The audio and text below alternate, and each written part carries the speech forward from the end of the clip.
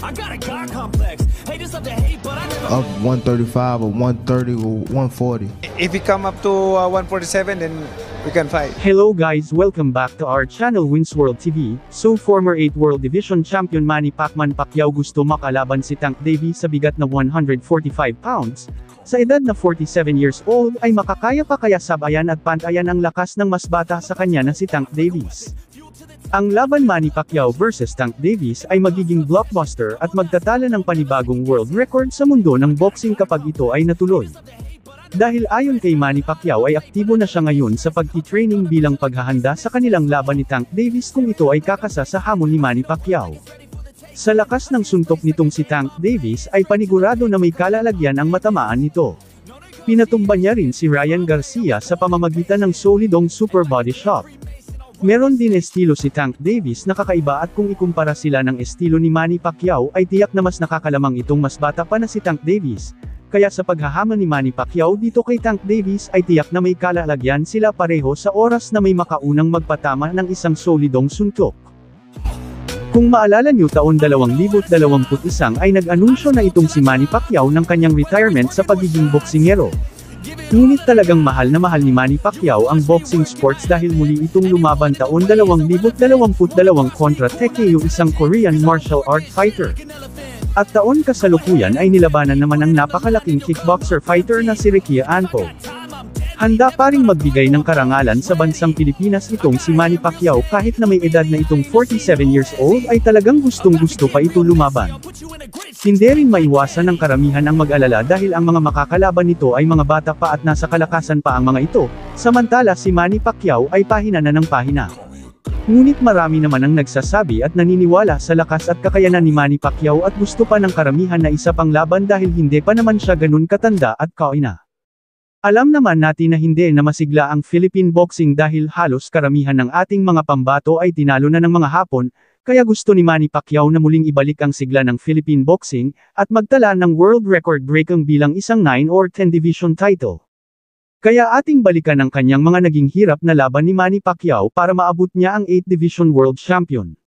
Number 8, taon 2010 kinalaban ni Manny Pacquiao si Antonio Margarito para sa WBC Junior Middleweight title. Parang David at Goliath, halos 5 pulgada po ang lamang ni Margarito. Super welterweight champion belt na maglalagay sa kanya sa kasaysayan bilang tanging boksingero na naging world champion sa 8 weight division. Pacquiao trying to get inside and go to the body. And Emmanuel Stewart right now, many years in cannot. I see the size difference. It's a big fight this fight. That's right here.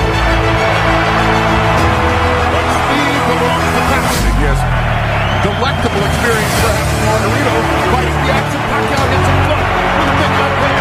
And then strong. That has to be fit on that leg. And he's beating Margarito up with this round. And a huge left into Margarito's right eye. Spirit is something to behold. I can't look at athleticism to make Margarito shave off the beard. Struggle what they would have done. Pacquiao said, leave it there. I want to use it as a target. Defensive fighter.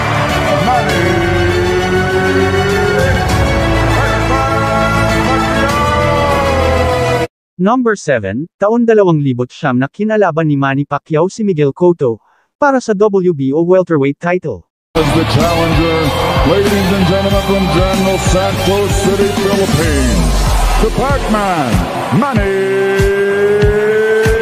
Pacquiao! Junior welterweight world champion, the reigning and defending two-time welterweight champion of the world, Miguel Angel Cotto! What I say, you must obey. Good luck, touch him up. Pacquiao's face as Manny was rushing in. Manny landed a little right hook in there. The right hook starts slow. The right jab. Getting more damage to the brain. And then it's going to let ropes to let Cotto throw, thinking he can counter him with some big. Alex Cotto is back to get to him. And he fights it for him.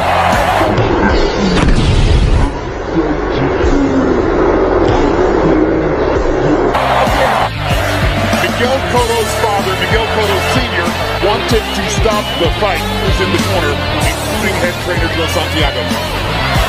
Number 6, taon 2009 na Manny Pacquiao vs Ricky Hatton para sa Lineal Junior Lightweight title. Yourself at all times, and when I say you must obey, good luck. Touch up. Very aggressive. That's awesome. Great right hand. The punch is still Pacquiao. Oh, Pacquiao stuns Hatton and knocks it back.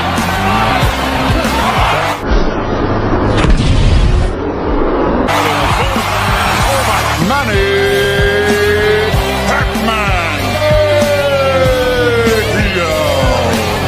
Number 5, Manny Pacquiao vs David Diaz para sa WBC Lightweight title. Well, something that he can't, he seems to love. That's been his pet punch so far. I mean, Brian Jones is going with the left hand, but this is amazing with that right hand. And with punch he has up. Guys, his only response is to try to do more damage. That's what he's trying to do. So he won't take no for an answer. Hard right hand by Pacquiao. Marquez has won more rounds. That's how good he is. Such a volume of he's mixing up, and that's why it's hard for him to stop the punches. He wasn't as fast as Armando Santa Cruz. He somehow got that done.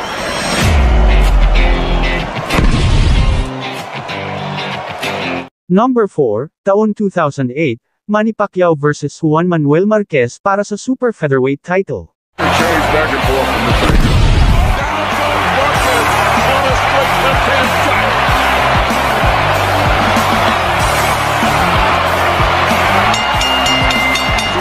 Manny Pacquiao. You gotta give him an extra point for that knockdown. Pacquiao trying to search and destroy. Marquez trying to shock him with counter-punching athlete. Just an amazing athletic specimen. The speed, the power,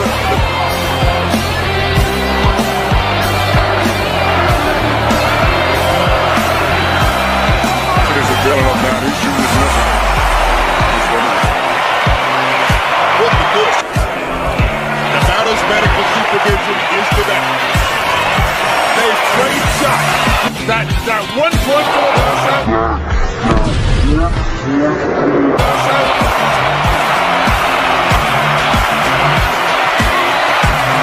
Number 3, taon 2003, Manny Pacquiao vs Marco Antonio Barrera. With the left hand, Barrera reaches out and goes to the body with both hands. Then I like to point out that he doesn't see it coming, or he just can't cope with its speed. has come out with a determined rally. And Pacquiao runs out of gas a few rounds later. Pacquiao's going to be in trouble, but if this stays right here. Hard left hand. It gets wet from sweat, there's no question. This fight there is perceived as Ali's freight. Barrera with left hands. Marco's hanging in now, getting 3 chances to counter with the left hook, but taking a lot of leather to do it.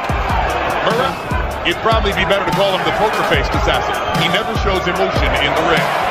Big combination by Barrera. Seems to just still look a little too slow. Even when he's punching, he doesn't seem to have the speed that he once had. Not like this.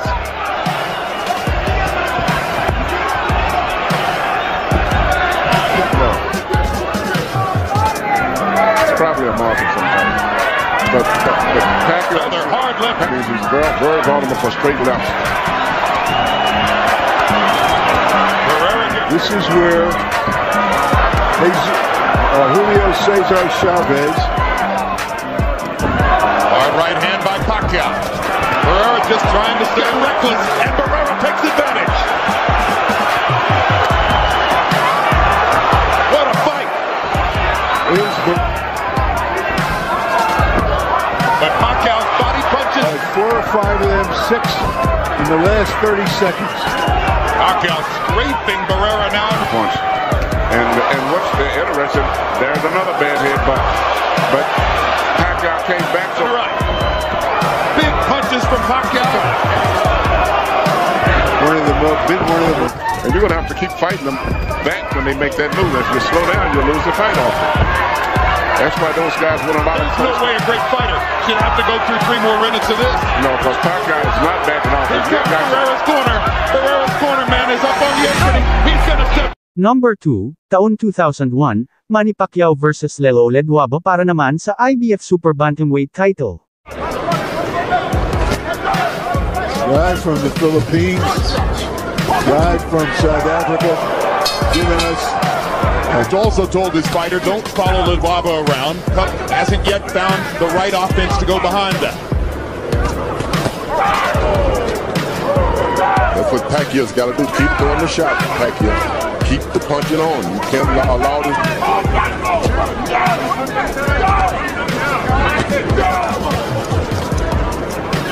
There are so many southpaw cuties in the lower weight classes. There aren't that many southpaw punchers with mustard. Pacquiao is fun to watch. Boom! Mercy. He's been caught by surprise. He's a good fighter. He had no idea. Pacquiao may take care of it. There's a weariness and almost a resignation in the eyes of Lidwaba. Yeah, Joe Cortez, who takes a good fighter. Number 1, taon 1998, Manny Pacquiao vs. Chatchay Sasakul para sa WBC World Flyweight title. 待ってますと、すごい打ち合い、おーと右。非常に激しい打ち合いが展開されています。左か右。しかし打ち合いというよりも、パッキャオはグイ。右のストレート。チャンピオンのインドになりました。飛び込んでいきました。いいカウンター入っても、一瞬動きが止まっただけですからね。ボールの感じ全然。第8ラウンドです。左か右。このボディブローカー左。また前進を始めました。左か右ワンツー。右から左入っていきます。チャッチャイ。左のストレート、おっと交代します。左のストレートヒットしました。当たり方浅かったですけどね。そうですか。ボディブロー。十分押されてますよ。左ストレートダウン取りました。立ち上がれるか、チャッチャイดูเลยครับกรรมการนับไปถึงダメですไม่ไหวครับพยายามจะลุกขึ้นมาครับส่วนทางกรรมการบรูเนอร์นะครับเขาสิริก็นับไปอยู่ทางถึง10ของเราก็ Ano sa tingin nyo guys, kakayanin pa kaya ni Manny Pacquiao makipagsabayan sa mga bata niyang makakalaban? Just comment down below. No, I'm never second guessing. Hello guys, welcome back to our channel Wins World TV. So Naoya Inoue may ibinunyag sa post-fight conference na talagang hirap na siya kumuha ng tamang timbang sa Super Bantamweight Division, paliwanag ni current undisputed and 4 World Division Champion Naoya Inoue, ay hindi naman siya nahirapan sa mga kalaban niya, bagkus ay nahihirapan na daw siya sa pagkuha ng tamang timbang. Aminado rin si Naoya Inoue na iba daw ang pakiramdam ng kanyang katawan sa ngayon, dahil ayon sa kanya ay madami ang mga nangyari na hindi maganda sa pagkuha niya ng tamang timbang. Dagdag pa dyan ay hindi rin madali sa kanya yung pagkonsela ng laban nila ni Sam Goodman, at biglaan pagpalit ng kanyang makakalaban, kaya talagang hindi maganda ang kanyang pakiramdam sa ngayon. Ngunit ganun pa man ay na-arouse niya pa rin ang laban niya kontra Kim at nagawa niya pa ring manalo sa kabila ng kanyang mga hirap na pinagdaanan.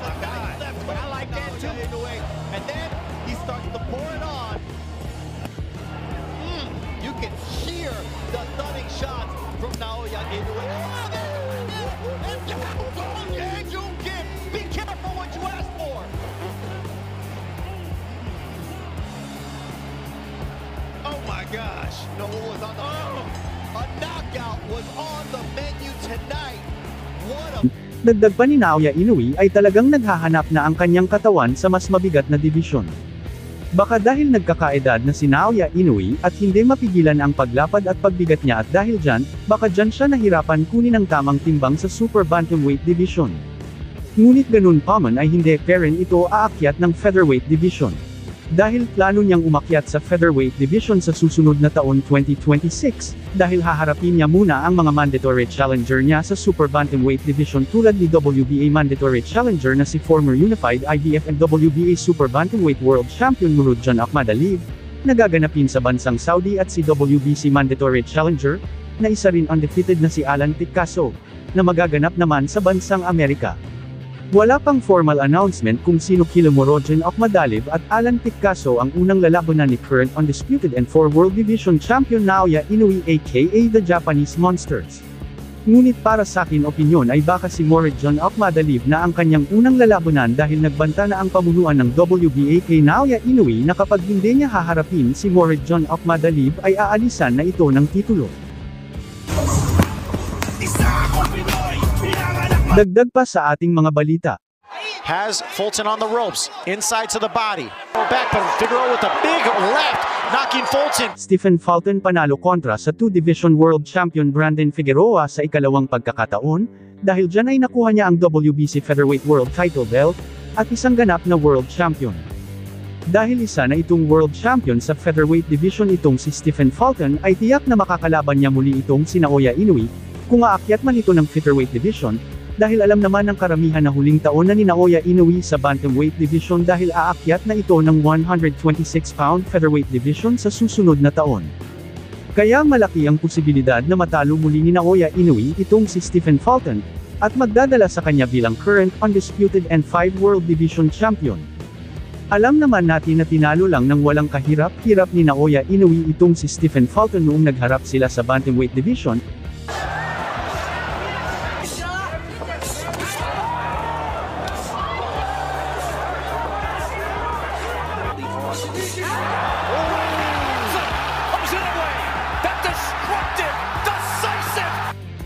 Kaya marami ang naniniwala na matatalo muli ni Naoya Inoue sa pangalawang pagkakataon itong si Stephen Fulton.